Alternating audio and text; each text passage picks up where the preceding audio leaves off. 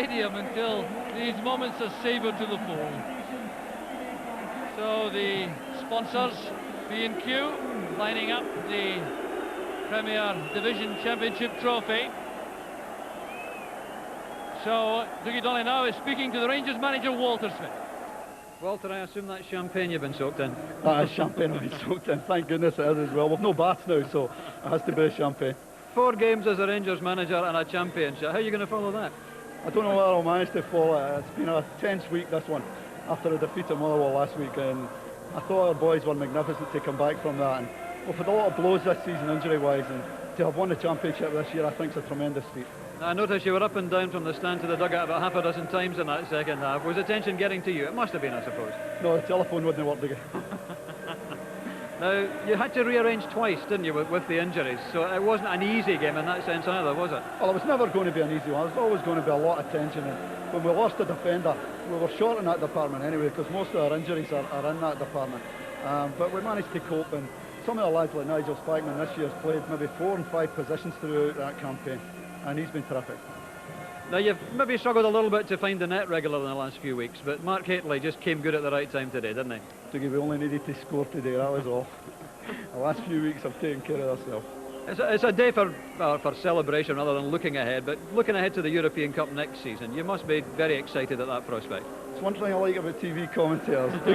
I only get over attention on this one. Please leave the European Cup now. I know, it's not fair to ask you that. But how hard was it to prepare the players for today? Were they at all nervous or down after last Saturday? Well, they were nervous. Of course they were nervous. And they were a wee bit down. But, I mean, they're professional enough. They know that last Saturday's game was a one-off situation in terms of they lost a wee bit of discipline and tried to go away and win the match when they could just have sat and we would have kept ourselves there in goal difference. But maybe chasing the game wasn't a bad thing anyway. Congratulations, Walter. Enjoy tonight. I'll enjoy it, Dougie. Thank you. Well done. Thanks. So scenes of joy among these Rangers supporters. The news from Ibrox says that after winning by 2-0, thanks to Mark Hateley goals, Rangers are the 1991 league champions. Scottish League Championship season. When the league computer threw out the fixtures last summer, it came up with Rangers against Aberdeen here on the final day of the season.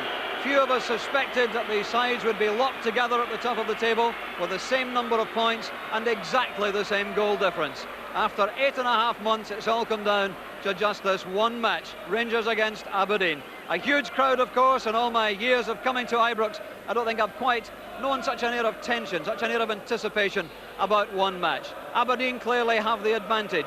Although the goal difference is identical, Aberdeen have scored 2 more goals, so a draw will be enough for them. 90 minutes of football to decide who will be league champions 1991. Let's join our match commentator, Jock Brown. Manager Walter Smith is able to show faith in exactly the same starting lineup as the one which lost at Motherwell last week, because Gary Stevens has recovered from a muscle injury to maintain his amazing ever-present record for the season. Maurice Johnston is Rangers' leading scorer this season. He scored his 19 goals by the 19th of January, and he hasn't found the net since, during a period when he's been affected by illness and injury. And that Aberdeen team reflects some tinkering with their tactical formation. Booth and Van der Ark are on the bench, and Peter van de Ven comes into a 4-man midfield with Ian Jess up front beside Hans Hilhouse. And Aberdeen are still without Theo Snelders, so it's a vital match for young Michael Watt. The Scotland under-21 international replaces the injured Snelders for the 12th time this season, and this is only his 20th first-team match. And the referee this afternoon is Mr. Brian McGinley from Balfron, who has been 18 years a Grade 1 official, 13 years on the FIFA list, and he's in charge of this match because the original selection, Kenny Hope, has had to retire early, suffering from an Achilles tendon injury. The most eagerly awaited moment in Scottish football for a very long time has arrived. The biggest showdown perhaps in league history, with the two top sides clashing. Remember, a draw would give the title to Aberdeen. Rangers require a victory. The goal scoring position doesn't matter at all, and these early moments will be absolutely crucial to the pattern of play to develop. It's already established that Aberdeen have shored up the midfield with Peter van de Ven on the right hand side and Brian Grant and Jim Bett in the middle, as Brown plays in the free kick. Came off the head of Grant. There's Johnston. Thumped away there by McLeish.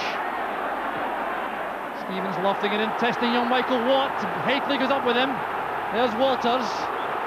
And goalkeeper Watt has been injured. The referee is satisfied that that was accidental.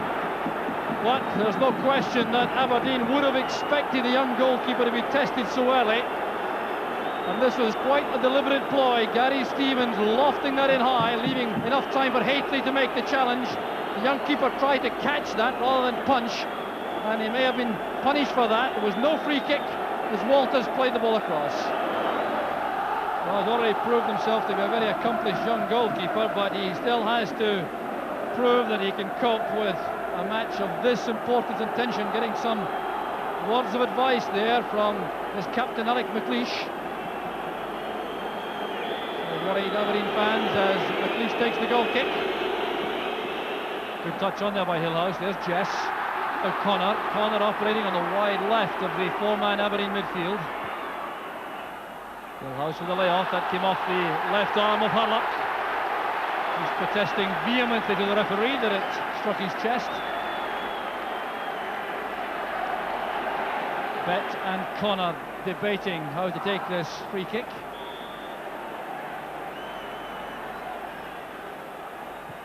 Bett playing it wide for Wright. Shade too high, the young fullback couldn't direct that back across the face of the goal. Stephen Wright playing his 17th consecutive match for Aberdeen, making his full debut only in December against Hearts.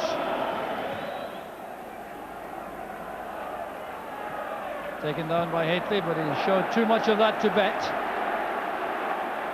Well, for the moment it's a battle in the middle of the field. Well, there will be some time yet until things settle down and the ability of the players can come to the fore. Here's one of whom a great deal is expected, Jim Bett. Hillhouse helping it on. There's Nisbet, caught by Hillhouse, and referee McGinley is going to take action against the Dutchman. Well, Brian McGinley deciding he better take some action here, but Hans Hillhouse may well feel a little bit aggrieved because there have been some tough tackles before that one which have gone unpunished. And Rangers have a free kick which Stevens will take. Thrown away there by Van de Ven. He didn't realise he could have let that go for a goal kick. Taking no chances there with the clearance. 30-year-old Dutch midfield player. Walters with a corner. This will be an in-swinger for Watt to deal with. And a bit of bumping and barging inside the 6-yard box. Johnston, I think, adjudged to be the principal culprit. It's a free kick to Aberdeen. Well, Aberdeen intent, of course, in giving as much protection as possible to their young goalkeeper.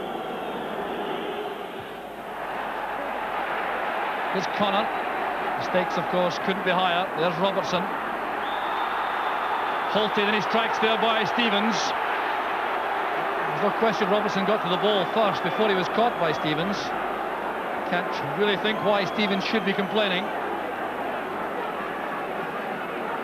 Swift play this from the young Aberdeen fullback, bringing the ball inside Gary Stevens, and then the collision took place. So every Rangers player back to defend as Connor takes the free kick. In goes McLeish. Now Spackman on the break for Rangers. Switching play to the left for Cowan. He's brought down by Van de Ven, and he will also be booked. Well, it's Van de Ven's first foul of the match that I can recall. And in the light of the challenge by Stevens and Robertson a few seconds ago, this could be viewed as harsh treatment for Van de Ven. Johnston's header. Stevens to Spackman. McKimmie finds Connor. Ryan Grant lets that run for Van de Ven. This is McKimmie. Good play from Aberdeen. Now Wright. Just pushing the ball too far ahead, allowing Cowan to make that tackle. A very good defender, Tom Cowan. That's why he's been preferred on the side to Chris Vinicombe, I think.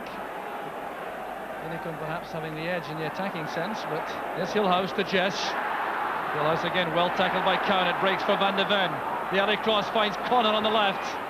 Back for Jim Bett. Trying the shot on the half volley. Couldn't quite get there as early as he would have liked to take it on the full volley and keep the shot down. But it was a fine move from Aberdeen. Built up on the right, and it came back there from the head of Robert Connor to Bett, whose half volley went well over. Bett again, there's Jess. Trying a quick turn, recovers quickly. There's Robertson. Appeared to be caught there by Johnston, yes. The heels were caught by Maurice Johnston. Well, the pitch has been very heavily watered for this afternoon's match, and it certainly has done the trick because conditions underfoot are excellent. All the players playing in their normal studs, and that's a rare treat at this stage in the season. Rangers with the advantage of the wind in the first half. Up goes Jess, here's Robertson. Well tackled by Nisbet. Now Spackman.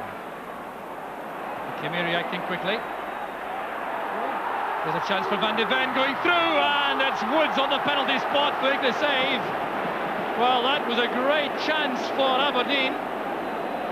Created out of next to nothing. It was a McKimmie challenge in midfield which set that up. And suddenly Peter Van de Ven found himself right in front of goal and tried to steer one wide of Chris Woods, who cut down the angle. Well, there was Van de Ven trying to flick that with the outside of the boot, but Woods made it impossible when he came out so far. So we're now 20 minutes into the match. Walter Smith has come down to the track. There's going to be a change made by Rangers as Aberdeen earn their first corner kick. Well, the fourth official, Hugh Williamson, coming out with Ian Durrant. The change will be made before the corner is taken. And having assessed the pattern of play, Walter Smith has decided that Tom Cowan should be withdrawn and Ian Durrant should replace him. Cowan injured, unable to continue. He was taken off the field a few minutes ago. Corner kick headed away. Clearance there by Walters. There's McKimmie. Playing the ball to the far side, trying to get it beyond John Brown. Here's Stephen Wright. The option provided by Van de Ven on the outside. There's Hillhouse! And the best chance of the match so far falls to Hans Hillhouse. It was just a fraction too high for the Dutchman. A delightful ball that's played in by young Stephen Wright. Right to the far post. Hillhouse found the gap in defence as Rangers reorganise following the loss of Cowan. And this could so easily have been the opening goal. Hans Hillhouse stretching for that, couldn't get above it. Hillhouse. Grant. And Mark Walters will be in trouble for that late, reckless challenge. Well, referee McGinley determined to keep a very tight grip on things. It was Stephen Wright who was caught by Walters. And referee Brian McGinley brings out the little black book again. Walters is the first Rangers player in trouble. And there was Wright stretching, and Walters just stayed in the way of Wright there. Wright's free kick. Hillhouse helps it on. Spackman doing the marking job on Jess very effectively.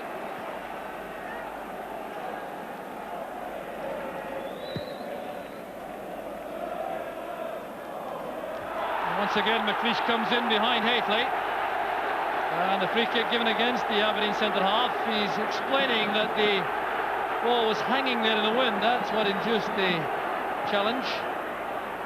There's Haitley again. Trying a little head flick towards Johnston. That's good play by Stevens. Brian Grant's header. And a fine first-time effort by Ferguson. Such power in that right boot, and Ferguson clearly thought the goalkeeper saved that. He's looking for a corner kick, but a goal kick has been given. Up goes Connor. There's Ian Ferguson, now Durrant. Playing that beyond Connor, who took his arm away just in time. Fine play by McKimmie. Well, Connor's experience helping him out there. Almost gave away a very silly free kick or even penalty kick, perhaps. Here's Hillhouse. Van de Ven storming up. There's Brian Grant. And a fine effort from Grant. It's a reminder to Rangers they cannot afford to lose concentration for a second in defence. Well, Aberdeen so fluent in this position coming forward. Ball played across by Hillhouse for Grant's first time effort, swerving away from the left-hand post.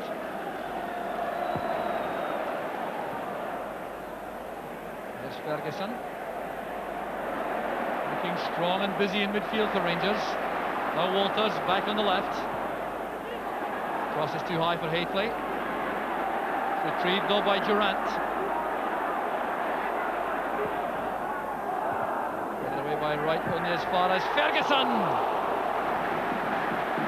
But it was well taken by Ian Ferguson on his weaker foot, the left.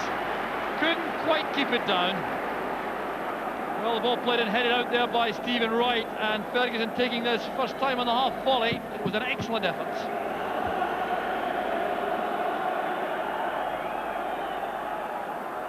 Stuart McKimmie in his new role in central defence. Just got the touch.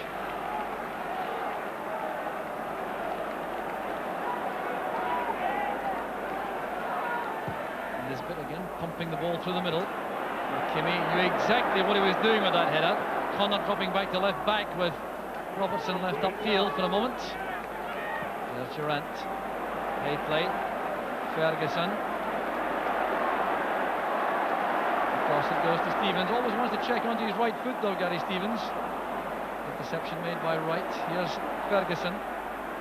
Hustled all the way by Grant. Kimmie's clearance. Walters wants to bring the ball down and take on Wright. Going for the early cross. There's Haythley. It's a magnificent goal for Rangers. 5 minutes from half-time and Ibrox erupts.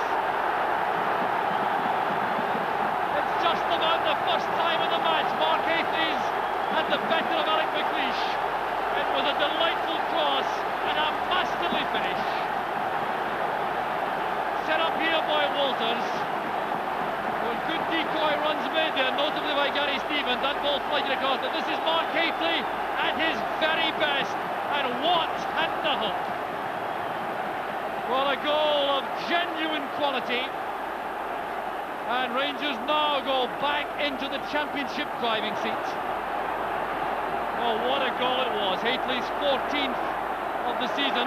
It took a long time to convert the Rangers supporters as he replaced Ali McCoist in attack. But with his tireless, selfless performances over the months, he's become a favourite of the Rangers supporters. And now he's going to have to go back and help in defence. Chris Woods has overcarried, and there's going to be a free kick to Aberdeen, who will want to reply very quickly indeed. Well, this is another vital moment of the match, potentially. Haythley's back now defending. Alec McLeish has gone forward. Aberdeen now have to come forward and score if they're to win the championship. An indirect free kick from inside the box. It's turned back there for Robertson. Charged down by Brown. Kimmie returns it across towards Van de Ven. Brown get up well. Walters well tackled by Van de Ven. Well, the Rangers defence grouped quickly there to cope with that Aberdeen attack. Well, the Rangers supporters now sensing the prospect of the championship once again. Just bowled over there by Hurlock. Well, Terry Hurlock making his presence felt again in midfield. And there's going to be a hold-up. Treatment required for an Aberdeen player. It is Ian Jess, who has not yet recovered from the challenge made by Hurlock. Well, Terry Hurlock has not been able to do too much in the creative sense this afternoon, but his spoiling work in midfield has been important to Rangers. Walters Smith has joined Archie Knox in the dugout there. Now there will be some time to be added on at the end of this first half for injury stoppages. Well, that's a very sad moment for Aberdeen. Ian Jess hurtling off, helped by physio Davy Wiley and Stephen Wright. Two strikers on the bench though for Aberdeen, Willem van der Ark and Scott Booth. Played across there by Bet for McKimmie. There's Grant. Now Wright. Playing the ball in early. McLeish has gone forward. And he's been penalised for using a bit of leverage there on the shoulders of Haitley.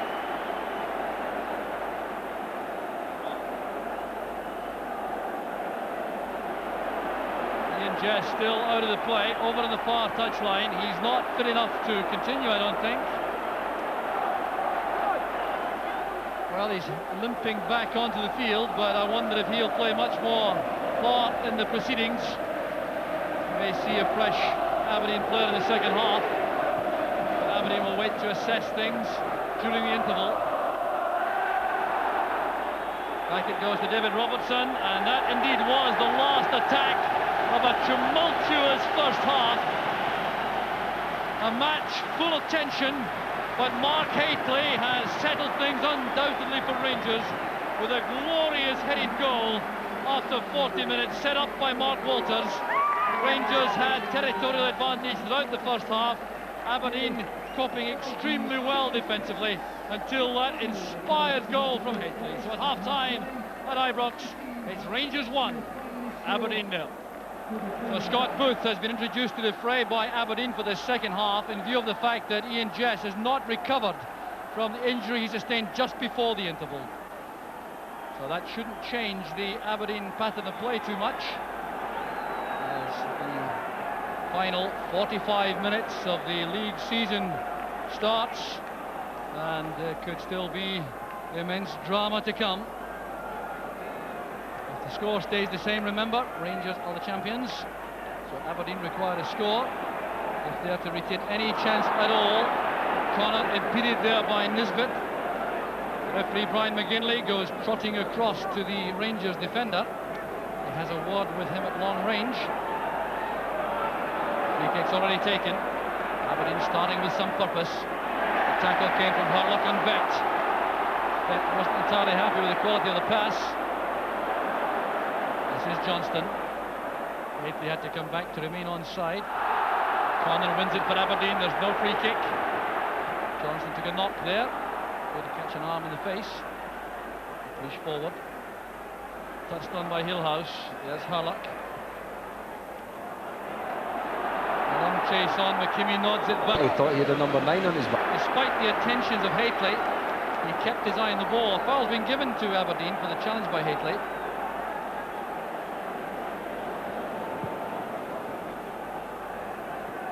Hillhouse playing it on. There's Booth. And now Peter van de Ven. Stevens. Throw goes to Rangers. Another vital phase in the match, this. The Rangers now with the tactical problem about deciding whether to hold what they have or go forward looking for more. Aberdeen left now with no option at all. They have to attack. But they are very studied and careful about that. Normally Aberdeen remain patient, trying to keep the passes flowing through the middle of the field. Robertson getting in quickly ahead of Ferguson.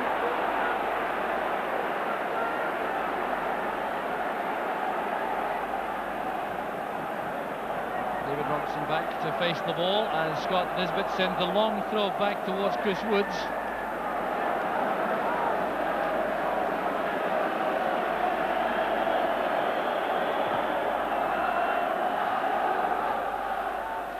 Johnson's headed on into space. David Robertson has to be quick. Clearance blocked by Durant. It's picked up though by Connor for Aberdeen. Denied any space though by Ian Ferguson. The throw goes to Aberdeen. Well, Ian Ferguson has such a long time suffering from illness and injury. Now coming right back to his best as the season is ending. play by Grant. Space on the right for Van de Ven and Wright. There's the young fullback. No bet, setting it up there for Wright. Stevens was in the way. And Walters virtually trampled to the ground there by Van de Ven. No argument about that free kick.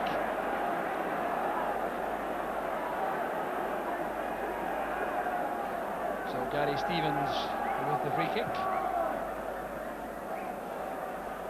They playing into space for Nisbet. Up goes McKimmie. There's Booth. Booth caught there by Hurlock after the ball had gone. Now referee McGilly must take some action this time. He had a lecture with Hurlock in the first half, and there's no question that this time Hurlock will be shown a yellow card, and he has no complaint at all on the evidence of this challenge.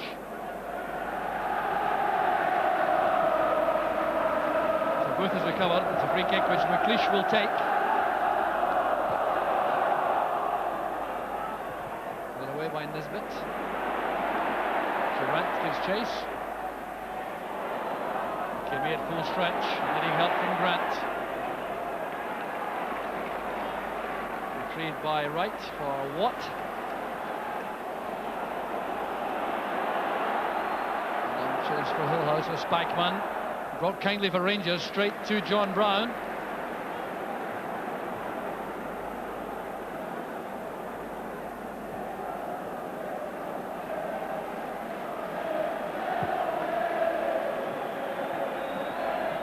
Getting up again. McLeish didn't follow him that time. Here's Connor bringing up the line for Booth. The layup was intended for McKimmie, but he's released Johnston. Hately waits in the middle. He will look to be offside. Well, the referee's allowed the goal, and Rangers are 2 in front. The error made in defence by Scott Booth. Chris Woods is celebrating, so too are the Rangers supporters. Mark Hately gets his second. Well, here was Johnston. Now Hately appeared to me to go into an offside position behind Alec McLeish, but the shot was released by Johnston. Watt couldn't hold it. It bounced away from him, and Hately was first to react to turn the ball into the net. Well, here's Johnston again, playing that beyond McLeish, blocked by Watt. Well, Hately in a suspiciously offside position. But to give credit to Aberdeen, very few complaints from them. And now they have a major mountain to climb. The goal coming 10 minutes into the second half. There's Jim Bett. Woods in trouble. There's David Robertson trying to keep the shot down. Well, Woods diving in there bravely. It's going to be a goal kick. Aberdeen trying to hit back very quickly, and there's going to be an alteration made instantly by Aberdeen. They're bringing on Willem van der Ark and withdrawing Peter van de Ven, which means they're going to play 3 strikers for the closing stages of the match. That's scarcely a surprise in view of the score. Up goes McLeish with a header. Van de Ven still in the field. The substitution has not yet been made. Free kick for the challenge by Walters. Led across here for McKimmie. He has a shooting chance. Well, not quite so deadly on his left foot as he would have been on the right. And McKimmie striding forward from his back forward position. Aberdeen have to go for broke now. So the substitution has now been made down below us. Peter van de Ven has gone off, and Willem van der Ark is on.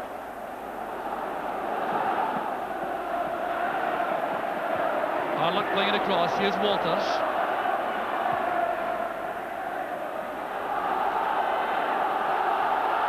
McLeish retrieves it. Plays it against Johnston. He'll accept the goal kick and the ball runs. Good, experienced, composed play by McLeish. Well, he now has the task of lifting his Aberdeen teammates for the closing half hour of the match. They have to score twice to win the championship.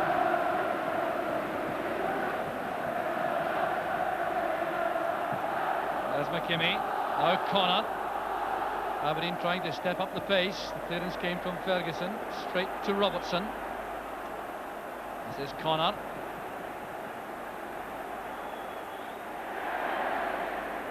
Here's David Robertson, showing excellent close control. Playing it in low. Here's Hillhouse. And almost met inside the 6-yard box by both. Woods did well. So too did Hillhouse. Well, this is good play by David Robertson, playing the ball in low this time. It was screened there by Hillhouse as Brown went down, Spackman rather went down, and Booth couldn't get a touch. Brown did well. That's right. Chase for Booth. Stevens should be quick enough for this. Indeed he is, and skillful enough. Here's Hurlock, tackled well by Grant. Breaks for Bet. Angling that across for Van der Ark. Nisbet did well. There goes Brian Grant. An offside flag up against Van der Ark, I think.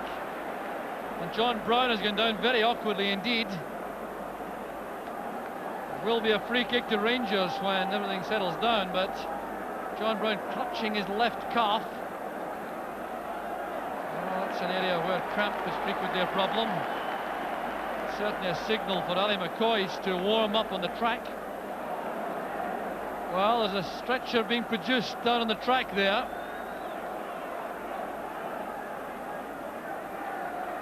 Well, he appears to have buckled somewhat as he went down. That can't be cramp, that's for sure. It wouldn't have that effect. And Walter Smith and Archie Knox have gone over to Gary Stevens to give him the instructions to resolve the positional problems created by the absence of Brown.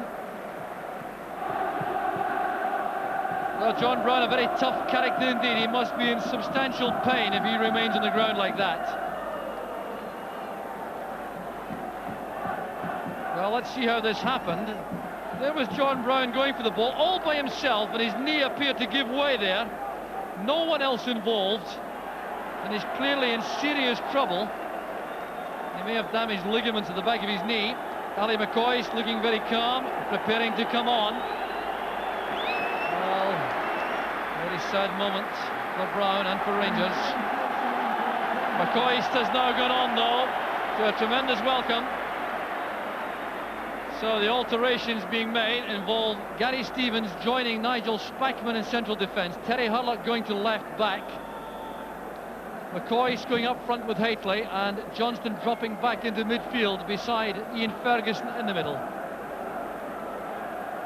Headed down by right. Here's Alec McLeish. He's given his all for Aberdeen all season, and particularly in this match. Struggling with an injury for the last few weeks. Here's McKimmie. Big Grant. Handball by Ferguson. Play shot to McKimmie. Here's Bet in space on the right. The angled cross. Up goes Van der Ark. Not able to threaten Chris Woods with that header. Certainly does provide a new dimension to the Aberdeen attack. His height and awkward style, troublesome for defenders. Listen to the singing now from the Rangers fans.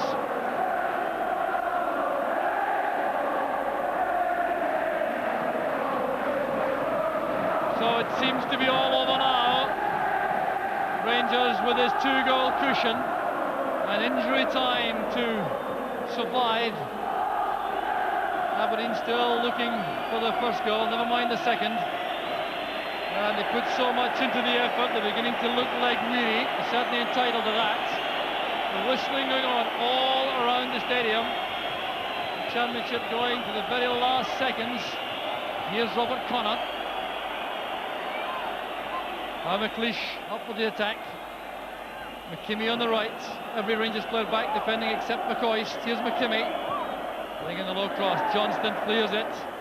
This is Stephen Wright. Bet again making the angle on the right. Going inside Haitley. Cross was won by Spackman. Here's Mark Haitley, the goal-scoring hero, looking for McCoist through the middle.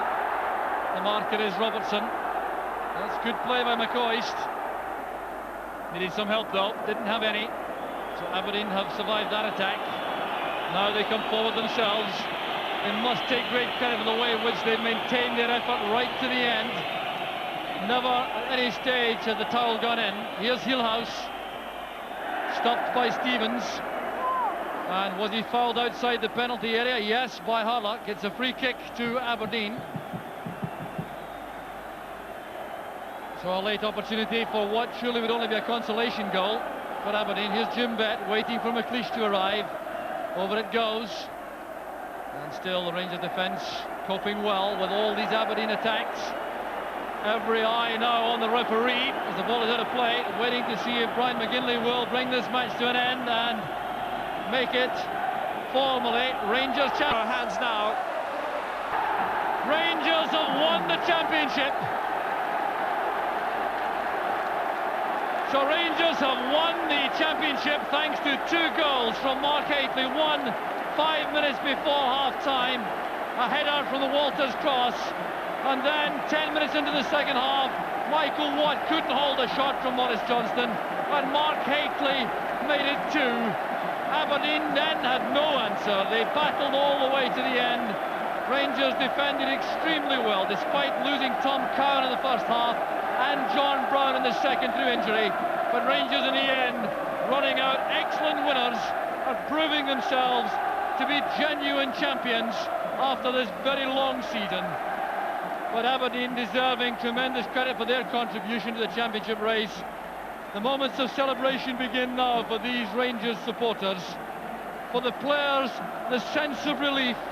It all became so tense in the closing weeks, and particularly in the last few days. But they've survived.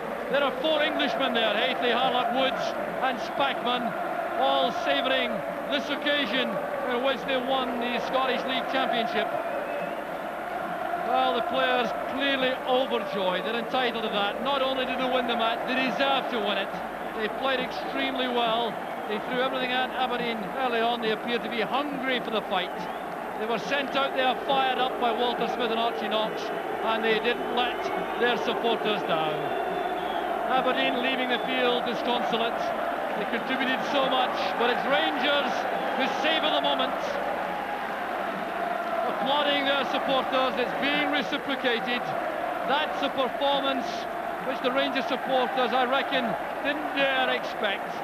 Rangers looking a little bit uncertain in these last few weeks, but Mark Hateley there, coming up trumps at the end with 2 fine goals. The first in particular, a magnificent header from Mark Walters' cross. That's what broke the deadlock, that's what took all the strain off and set up these Rangers supporters for a night of sheer joy and celebration. So it'll be a long time, I'm sure, before the stadium is cleared. The supporters will insist, I'm sure, on the return of the Rangers players to take a lap of honour. But down below us now, Dougie Donnelly is talking to Nigel Spackman. Nigel, congratulations, league champions. How does it feel? The obvious question. How does it feel? I'm absolutely shattered, to be fair. And I think the celebrations are just about to begin. The lads played magnificent today. I think anybody here, people who see it on the telly tonight, excuse me, I've lost my voice, are going to be amazed the way we played with injuries, people having to come on and play in different positions. And I think over the season, with all the injuries we've had, I think today we just showed that we're a great squad of players and we've done the business when it counted. You were obviously very down after last Saturday. How hard was it to lift yourselves for today? Well, I think we just approached today as if it was our cup final and we had home advantage. I think Aberdeen obviously have been playing very, very well, put a great run together, and all credit to them. They came here and tried to win, but we were too good for them today. It wasn't a day for pretty football, really. It was a day for battling and for getting the win, wasn't it? I think so. I mean, in a game like that, as I said, many cup finals, this was a cup final for us. Many cup finals aren't the best type of football, you know, but we got the goals today that counted, and in the end, I think we were worthy winners. Mark's first goal, I think, came at an important time, because Aberdeen, I thought at that point, were just beginning to maybe get on top a little bit. Well, I think they obviously sat back to start with, tried to waste a bit of time, which was, you know, the right thing to do. But we kept plugging away, and they were getting it down and giving us a few problems at the back, especially with Tommy Cowan have to go off. But in the end, the great ball in, and Mark Hateley finished superbly, and then we just went off from there. Congratulations. I know you've got a championship trophy to collect. We'll let you go, Nigel. Well done. Thank you very much, Dougie. Thank you. So very happy Nigel Spackman, but he's no happier than these Rangers supporters. The big moment about to appear for these Rangers fans. The presentation of the championship trophy will go on in just a couple of minutes. So Dougie Donnelly now is speaking to the Rangers manager, Walter Smith. Walter, I assume that's champagne you've been soaked in. That is champagne I've been soaked in. Thank goodness it is as well. We've no baths now, so it has to be champagne. 4 games as a Rangers manager and a championship. How are you going to follow that? I don't know whether I'll manage to follow it. It's been a tense week, this one, after a defeat at Motherwell last week, and I thought our boys were magnificent to come back from that. And we've had a lot of blows this season injury-wise, and to have won the championship this year I think is a tremendous feat. I noticed you were up and down from the stand to the dugout about half a dozen times in that second half. Was the tension getting to you? It must have been, I suppose. No, the telephone wouldn't work again. Now, you had to rearrange twice, didn't you, with the injuries, so it wasn't an easy game in that sense either, was it? Well, it was never going to be an easy one. There's always going to be a lot of tension, and when we lost a defender, we were short in that department anyway, because most of our injuries are in that department. But we managed to cope, and some of the lads like Nigel Spackman this year's played maybe 4 and 5 positions throughout that campaign, and he's been terrific. Now, you've maybe struggled a little bit to find the net regular in the last few weeks, but Mark Hateley just came good at the right time today, didn't he? Dougie, we only needed to score today, that was all. The last few weeks have taken care of themselves. It's a day for celebration rather than looking ahead, but looking ahead to the European Cup next season, you must be very excited at that prospect. It's one thing I like about TV commentators. I'll only go over attention on this one. Please leave the European Cup now. I know, it's not fair to ask you that. But how hard was it to prepare the players for today? Were they at all nervous or down after last Saturday? Well, they were nervous. Of course they were nervous. And they were a wee bit down. But, I mean, they're professional enough. They know that last Saturday's game was a one-off situation in terms of they lost a wee bit of discipline and tried to go away and win the match when they could just have sat and we would have kept ourselves there on goal difference. But maybe chasing the game wasn't a bad thing anyway. Congratulations, Walter. Enjoy tonight. I'll enjoy it, Dougie. Thank you. Well done. Thanks.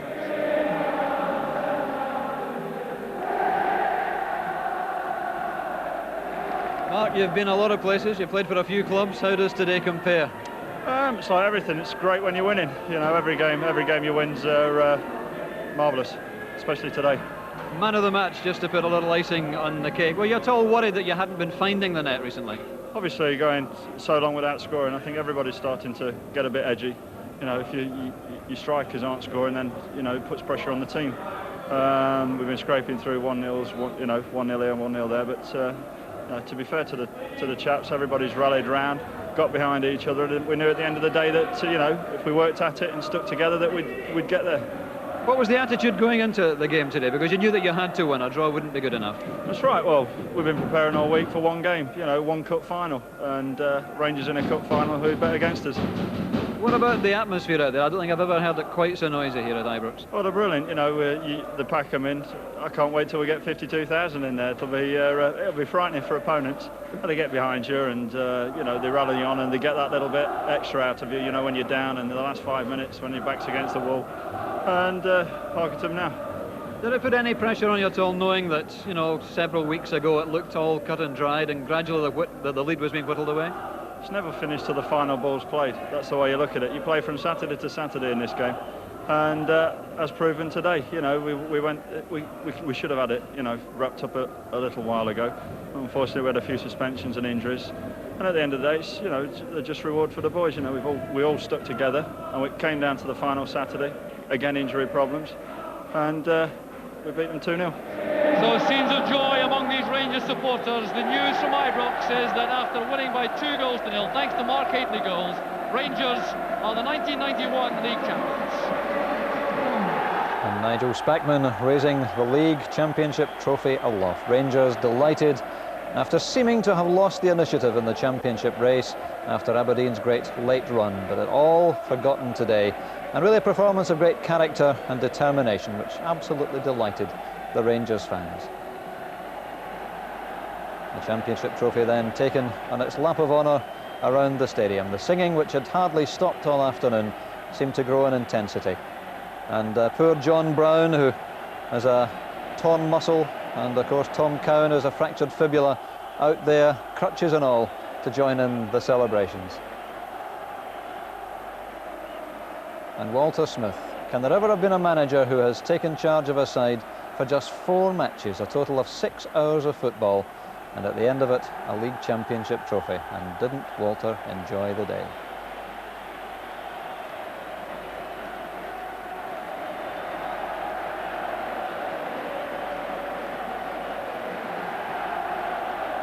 The celebrations, I'm sure, still going on long into the night in Glasgow and indeed throughout Scotland.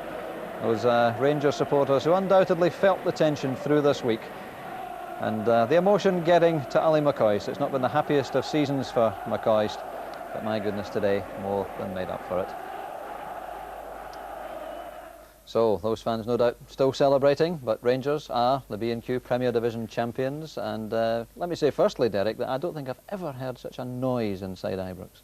Gaza McCoist there, wasn't it? Really? You're right, Dougie. I mean, I was there for 15 years. I've never heard noise and excitement like this afternoon. Absolutely incredible, the noise the fans made this afternoon. It was a very tense game. We never expected a great game of football, and it wasn't a great game. Because it was so tense, you're never going to get a good game of football. There's so much pressure on the 22 players that are out there, Dougie. It was all going to be hammer and tongs, really, and that's exactly what happened today. And Rangers really played with the heart today. I think a lot of fans before the game, before it started, didn't fancy Rangers' chances, but I think the 13 players that played there today showed them that they can actually play with the heart as well.